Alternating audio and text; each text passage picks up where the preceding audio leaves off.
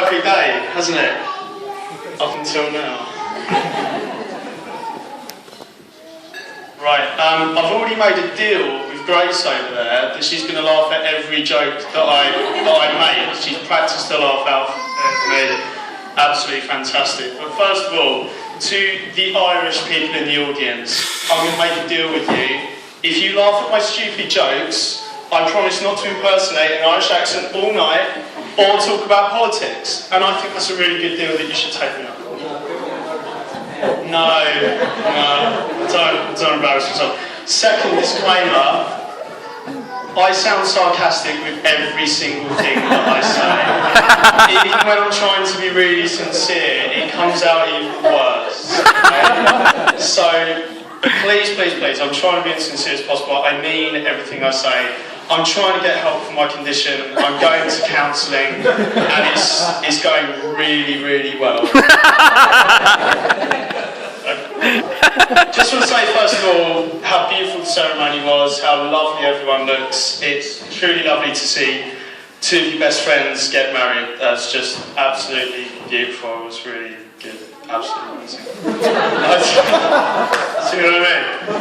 I'd like to thank Laura's family for raising such a beautiful daughter. I think, you know, from Greece she looks stunning tonight.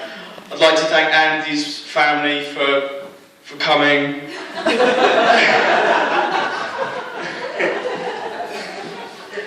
I'm doing pretty well, I think. Now, it's been said that being a best man is a lot like sleeping with the Queen. It's a great honour, but no one wants to do it. Now, in my case, that's not true. The Queen's alright, she'll do. Now, I'm so pleased Andy made me his best man. It's been awesome, and he's shown such faith and loyalty to me. And I think that faith can be best summed up by a text message that he sent to Andy Dennis about 4 weeks ago. Dennis, please help Burns organise the stag do. I don't think he's up to it.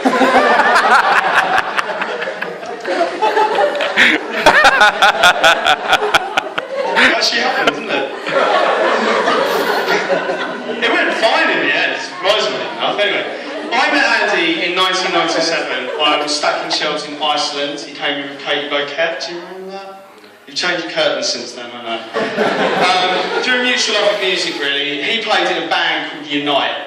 I love this band, and it really kick-started my musical career. Short musical career. Andy then left Unite and started a band called Raiden. Yeah!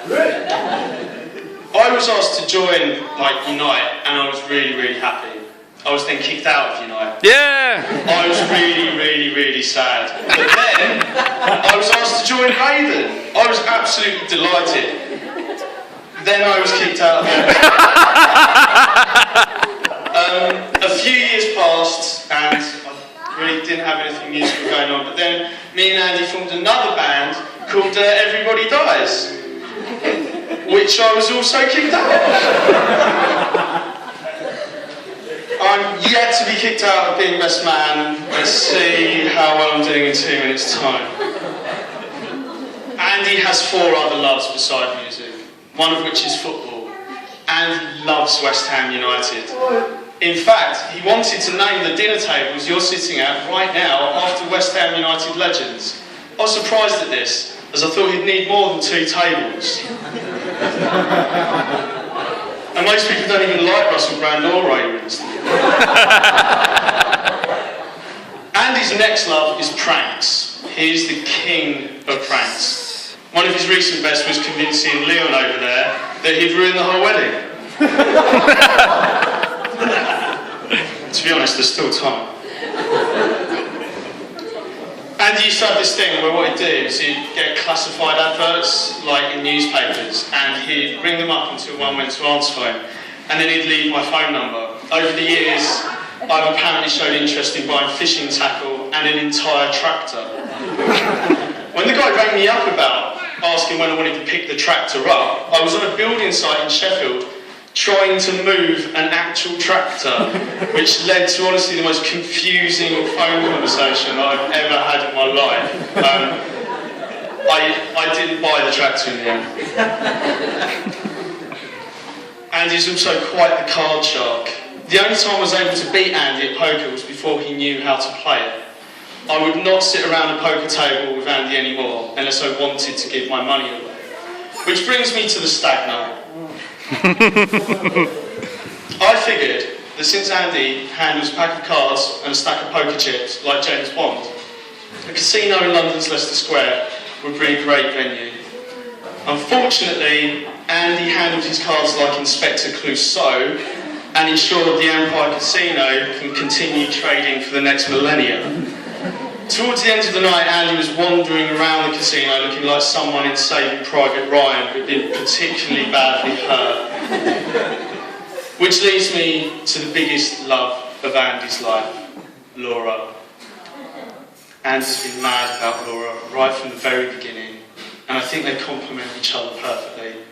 It would be absolutely pointless wishing this couple good luck, as they're already the luckiest people in the world.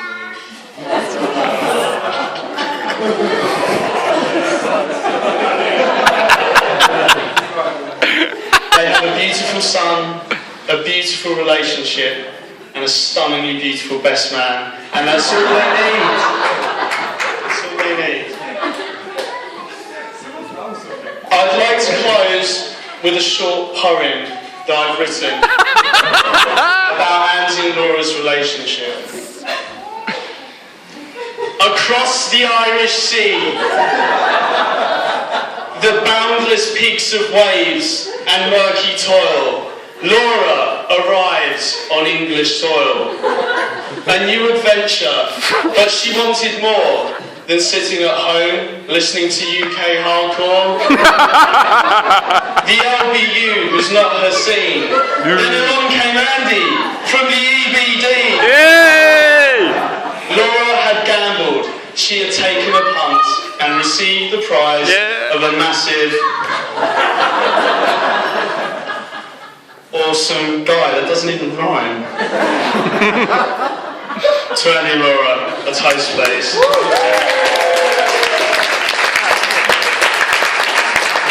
We've got one last thing that I need to do before we can close this and get on with falling over and throwing up in the garden out there. And that's for our recently married couple to cut the wedding cake.